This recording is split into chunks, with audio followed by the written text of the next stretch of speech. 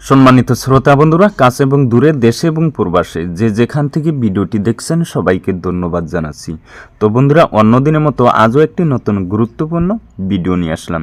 তো বন্ধুরা, আজকে আমি যে বিষয়টি বলবো সেটা হচ্ছে ছোলা বুট।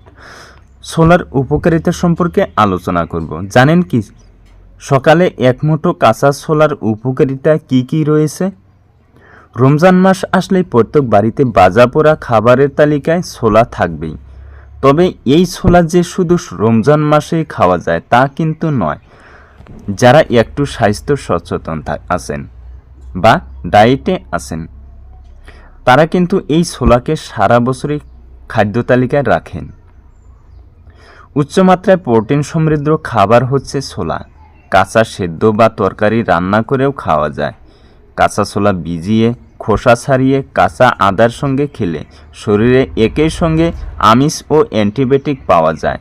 আমিষ মানুষকে শক্তিশালী ও স্বাস্থ্যবান বানায়, আর অ্যান্টিবায়োটিক যে কোনো রোগের বিরুদ্ধে যুদ্ধ করে।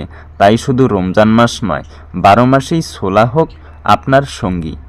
রান্না করে খেলে ছোলায় যত কম তেল মশলা দেওয়া যায় ততই ভালো। ছোলা কৃমিনাশক হিসাবে কাজ করে। ভিনেগারে সারা রাত ছোলা ভিজিয়ে রেখে সকালে খালি পেটে খেলে কৃমি মারা যায়।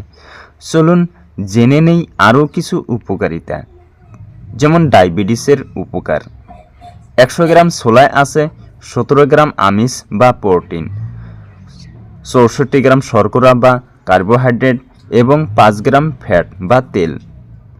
ছোলার শর্করা বা কার্বোহাইড্রেটের গ্লাইসেমিক ইন্ডেক্স কম, তাই ডায়াবেটিস রোগীদের জন্য ছোলার শর্করা ভালো। প্রতি 100 গ্রাম ছোলায় ক্যালসিয়াম আছে প্রায় 200 মিলিগ্রাম, লো 10 মিলিগ্রাম ও ভিটামিন এ 190 মাইক্রোগ্রাম। এছাড়া আছে ভিটামিন বি1, ভিটামিন বি2, ফসফরাস ও ম্যাগনেসিয়াম। এর সবাই শরীরের উপকারে আসে। তাছাড়াও জনশক্তি বৃদ্ধিতে এর ভূমিকা যথেষ্ট গুরুত্বপূর্ণ। শ্বাসনালীতে জমে থাকা পুরনো কাশি বা কফ ভালো হওয়ার জন্য কাজ করে। শুকনো ছোলা ভাজা। ছোলা বা বুটের শাকও শরীরের জন্য ভীষণ উপকারী। প্রচুর পরিমাণে ডায়েটারি ফাইবার বা আঁশ রয়েছে এই ছোলায় ও ছোলার শাকে। ডায়েটারি ফাইবার খাবারে অস্তিত্ব পাতলা আঁশ যা কোষ্ঠকাঠিন্য দূর করে। তো বন্ধুরা, এই ছিল আজকের আলোচনা। ভিডিওটি ভালো লাগলে একটি লাইক দিয়ে চ্যানেলটি সাবস্ক্রাইব করবেন। ধন্যবাদ।